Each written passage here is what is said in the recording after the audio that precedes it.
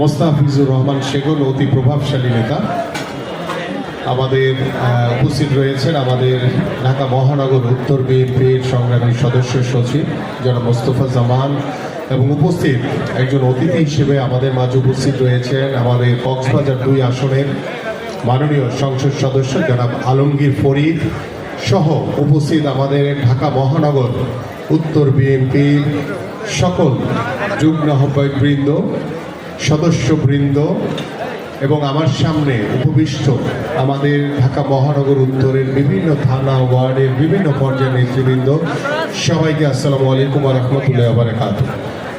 আমি এমনও দেখেছি যখন ইউনিয়ন পর্যায়ের আমরা পদযাত্রা করেছি, আমরা ইউনিয়নে পদযাত্রা করতে পারি নাই। আমাদের একটা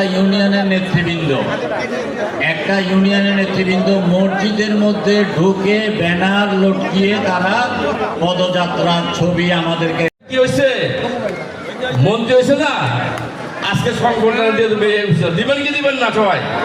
আমার সামনে ফুল আছে, মাননীয় মন্ত্রীকে ঢাকা মহানগর উত্তরের পক্ষ থেকে আমরা ফুল দিয়ে সংবর্ধনা জানাবো, কারণ আমরা সংবর্ধনা জানাতে পারি নাই, কি কারণে নিষেধ, কিন্তু আজকে সুযোগ পাইছি।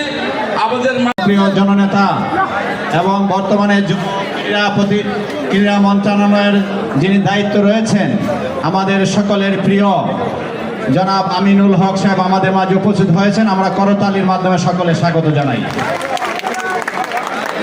আমাদের মাঝে আরো উপস্থিত হয়েছে, বক্তব্য শুনেছি, সবাই হতাশার কথা বলেছেন।